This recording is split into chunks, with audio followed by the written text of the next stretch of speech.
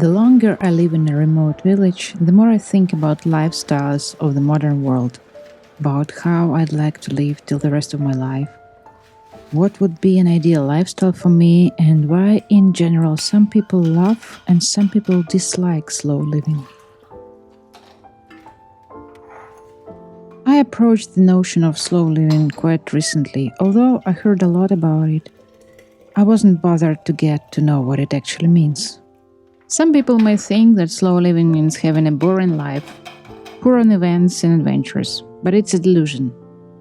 Let's give a definition of it. Slow living is a lifestyle philosophy that emphasizes mindfulness, simplicity, and savoring the present moment by consciously slowing down the pace of life. In other words, slow living is a mindful and intentional approach to life that cherishes balance overall. Can you have a slow life in a city? Of course, but it's more difficult. In fact, now I realize that I've always been more of a slow life follower, because even in the city I lived next to the forest and enjoyed walks there often. I barely worked in the office that demanded my presence from 9 till 6. I always had time for the things I loved and for creativity. I've been living in the village for more than a year now, and for me, a girl from a big city, it's a first time like this. I used to be depressed about it for a while. At the moment, I like it more than I dislike it, because I still need something more than just nature and my family. The irony is, even though I live a life of nearly a hermit family, inside I'm always in a hurry to manage to do the more the better. That's because I have a lot to read and learn and practice within my psychology study and work. I want to grow my video making and photography skills, and I still enjoy cooking and doing something by hand sometimes. And of course, I have a little kid who demands a lot of attention. There's not enough hours in a day for me now. So it's a paradox. From outside, my life in the village is very slow and routine, but from inside it's full of hurry, captivation, and strong emotions of the whole spectrum. My aim now is to learn how to do enough in a day without feeling I don't have enough time. So let's see what are the pros of the slow lifestyle in a village. First of all, it's mindfulness and presence. Slow living encourages to be fully present in the moment, savoring and appreciating each experience, even if it's a tantruming toddler. Why doing it? To fully engage with the surroundings, feel the essence of life, and cultivate a deeper sense of gratitude. Then it's about reduced stress and improved well-being. Slow living is about simplicity, balance, and self-care. Working outdoors, being close to nature, hearing birds singing, and seeing trees and mountains in the distance is definitely better than being stuck on the 10th floor in the middle of the car-loaded city center. That's how I lived in Kiev after moving together with my husband. I can definitely say that it is about enhanced quality of life. Slow living encourages me to focus on what truly matters to me without distractions. If I was in the city now, I'd definitely spend more time on shopping and going places. I do miss quality communication with friends, not on the phone but in real life. But I also understand that now it's the time that I have now on my own, and it's precious because I want to learn and create so much.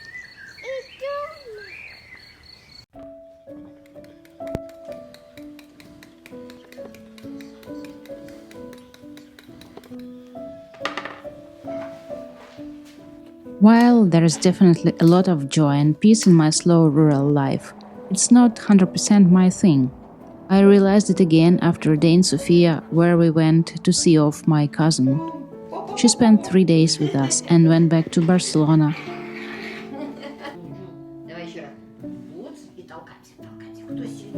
And not only I felt it wasn't enough because of the deep, soul-satisfying communication which I missed and couldn't have enough, but also because what I experienced in the city again.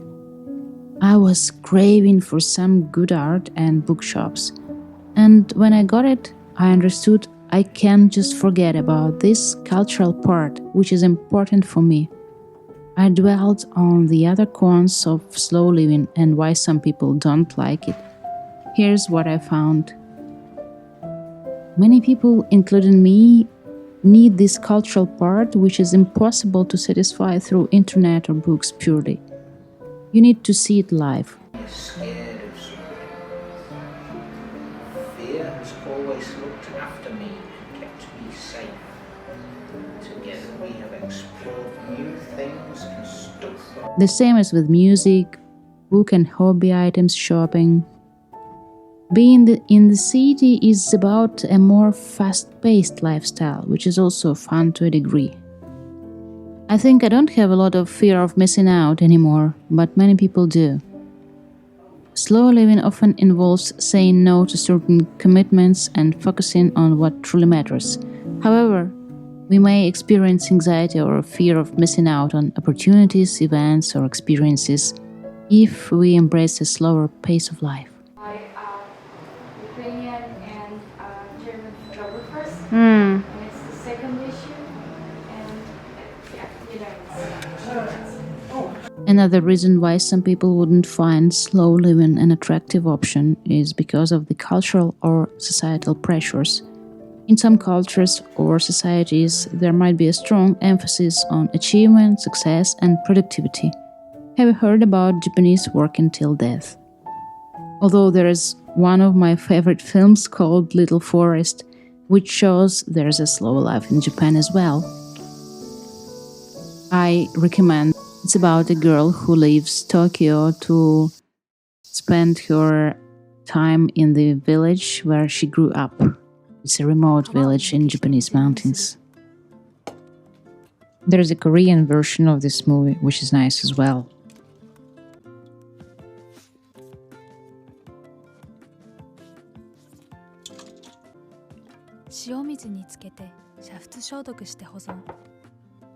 Anyway, societal pressures and expectations can make it challenging for individuals to embrace a slower lifestyle, as they may feel judged or out of sync with societal norms. I lived in Korea and I know what it means. It's really true for the Asian society. Also, some people don't have a chance to try living a slow life because of financial responsibilities or caregiving duties. But even if they do, they're already so used to a fast pace that they find it unattractive.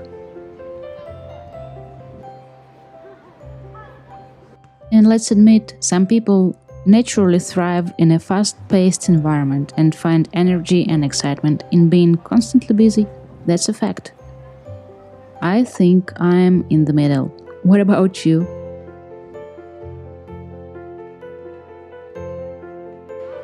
Anyway, the concept of slow living is subjective, and what works for one person may not work for another. Whatever lifestyle you have at the moment, try to live it to the fullest. That's the way you can find pleasure in it.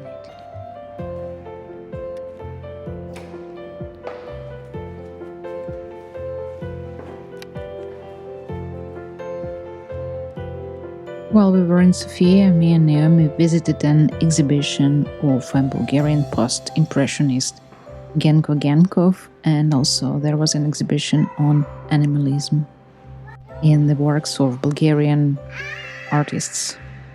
We liked it a lot. I'm strongly convinced whatever lifestyle you prefer, whether it's a bustling city or a really quiet, slow living in the village, it's your precious life experience anyway, and the most important is to treat it mindfully, to be present here and now and enjoy it to the fullest.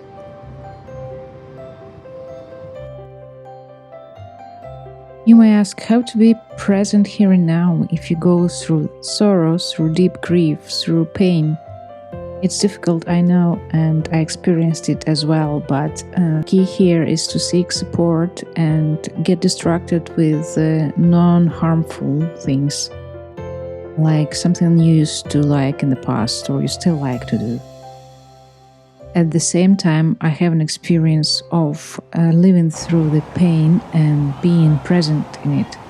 If you look in the eyes of your fear or pain, it goes away quickly.